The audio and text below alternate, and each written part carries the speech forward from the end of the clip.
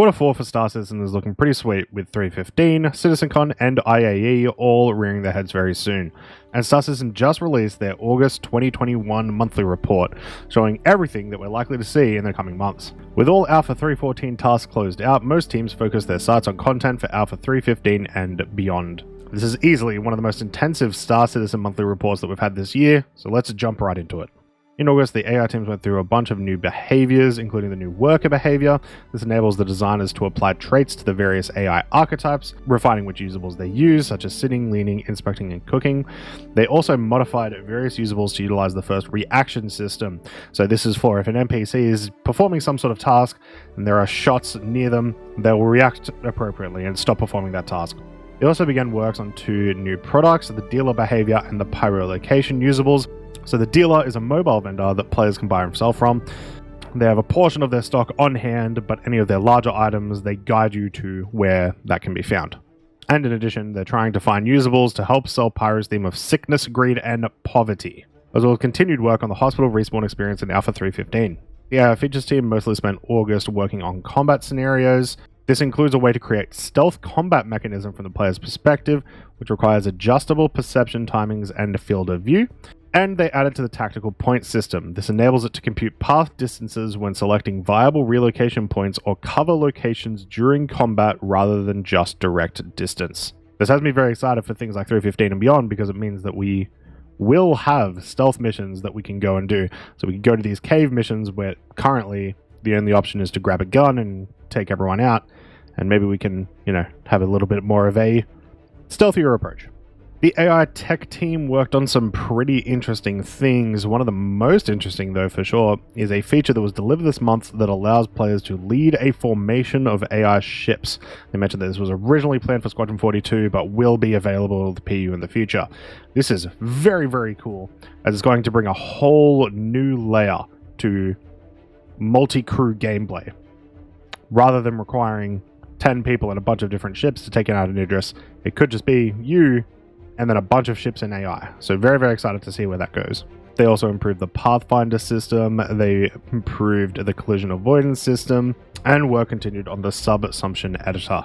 Right, so the animation team, they also did a ton of work this month. They spent part of August doing a bunch of things on Pyro for vendors.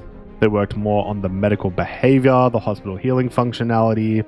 They're also working on drunk locomotion for status changes. We did see a little bit of work of the drunk mechanics on an ISC a few weeks ago, which I'm sure also has us all very excited. The cowering and surrender behaviors have progressed, and there's been additional idling animations as well. They also did a motion capture shoot for a couple of upcoming animations for the hygiene cubicle, hacking, navigation, arcade machines, unwell sitting, additional vendor animations, and locomotion R&D. Now up to the art department. So the characters department completed a large batch of new assets, including a heat-resistant heavy armor that will replace the Caldera Pembroke suit. That's quite interesting. If you guys don't know about the Pembroke suit, it is the only extreme heat-resisting armor in the game, so it's going to be very exciting to see that there's going to be a replacement for it, especially as the Pembroke armor does tend to break through your mobiGlass and make it hard for you to do really anything on that. The team also finalized several new backpacks, and they reworked existing backpacks previously attached to armor cores to make them individual modular items. Thank you, CIG. This is something that was annoying the hell out of me every time I went to put on all of my armor. Being able to swap out those backpacks is going to make playing Barbie a lot more fun. Now the moment that everyone's been waiting for, art ships. So, in the UK, the yet-to-be-announced ship originally mentioned earlier in the year was completed, with the team's final task of creating additional paints currently underway. So we have a yet-to-be-announced ship that is going to likely be coming out with additional paints. Most likely expect to see this in CitizenCon or IAE, which neither of which is too far away at this point. There was also work on the Redeemer, which is approaching final art complete, so most likely should be fine for 315 in my opinion. Work also commenced on the MISC Hull A. Its larger sibling, the Hull C, is currently being brought up to Gold Standard. What this tells me is if the Hull C, when it releases in 316, is being brought up to Gold Standard already, then we should have cargo grids properly implemented by that time. So it's going to be a very, very exciting end of the year.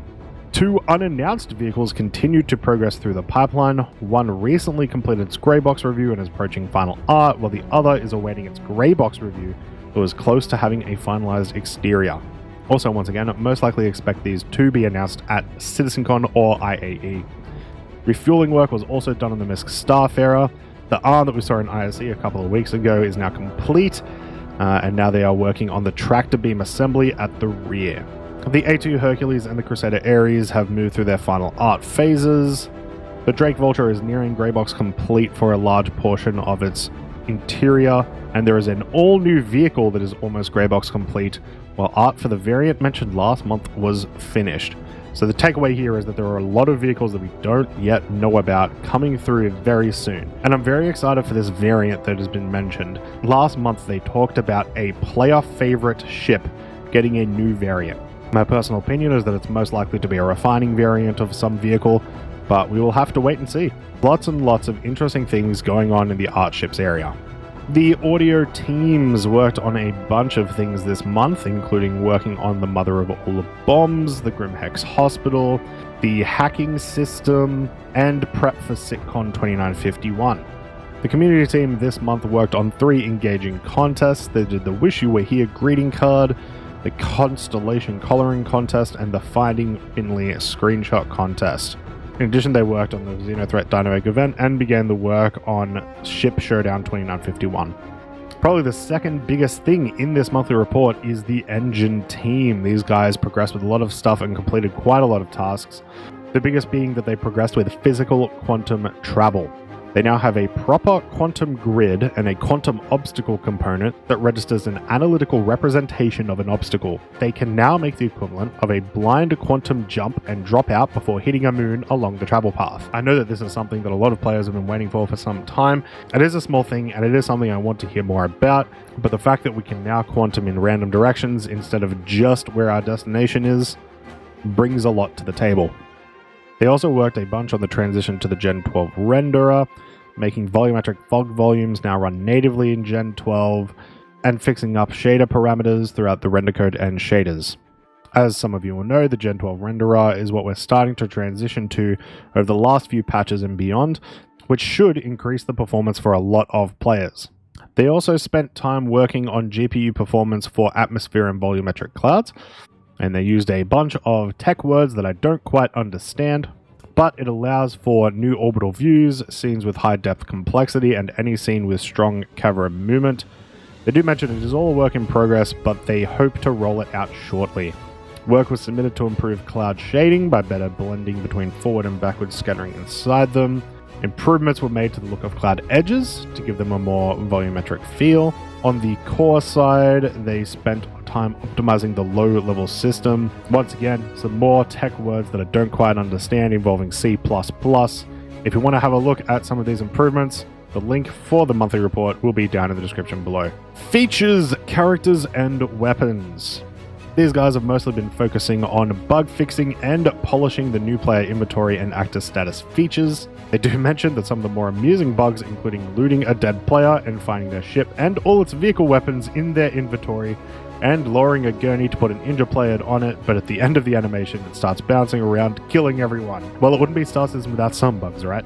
In addition, they began work on separating complex animations for human and creature skeletons, and they should see a reduction in memory usage in heavily populated areas. The features gameplay team progressed with the Nick Nack's Mobiglass app. This is now feature complete and in the polishing phase, and they have also continued work on dynamic events. We began working on Jumptown 2.0, the next dynamic event, where outposts become hyper-lucrative, tempting players to fight to control the area and gather as much profit as possible. More information on that coming very soon. In addition, they did a bunch more work on TDDs for the cargo refactor, the character archetype editor, and the new shopping and selling initiative, all of which should be at the review stage very soon. Once again, this is something that I expect we'll see a lot more at SitCon, sort of referring to the fact that you're going to actually have to physically put the cargo from your cargo grids onto the vehicles, as well as how that's going to work with the TDDs when you purchase and sell items. The features vehicles team ramped up the development of jump points, creating the gameplay and development tools required to deliver the feature and make it easier to work with for other teams. Now, one thing that came out a couple of months ago that was a little bit of a leak is that we are expecting there to be a jump point between Hurston and Microtech, most likely just for testing stages, but all of the work that is going into that will likely be shown to us for the Pyro system. The fact that they have ramped up the development plus everything else that we've already talked about today really shows me I would not be surprised if we see Pyro in 3.16. But as always, pure speculation. I'm just very excited. The team also worked on refueling, HUD improvements, and bombing-related UIs for Alpha 3.15, and they focused on finishing the development of the bombing feature, which entered the review stages, in addition to a bunch of balancing upcoming for ships in Alpha 3.15. The graphics team progressed with the render-to-texture system, which is receiving a mini overhaul to cope with some new UI systems that make extensive use of 3D icons and compositing, such as the personal inventory. The narrative team focused mostly on Alpha 3.15, working with design on a contract text for new missions and expanding the organizations and gameplay scopes represented in the Delphi Mobiglass app.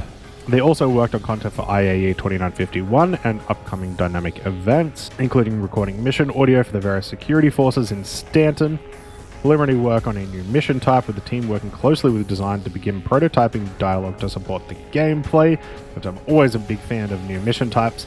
And the development of narrative content continued for Pyro, further defining what players can expect to encounter in the system. One of the biggest things from this report is the Turbulent Services system, who achieved key milestones in the server meshing project, delivering the first version of the new matchmaking system. The service communicating with the new database now has all the required main features too, and several optimizations were made. This is huge. Server meshing has started to go through. We're now starting to see some of that initial implementation, and I'm very excited to see where these guys go from it.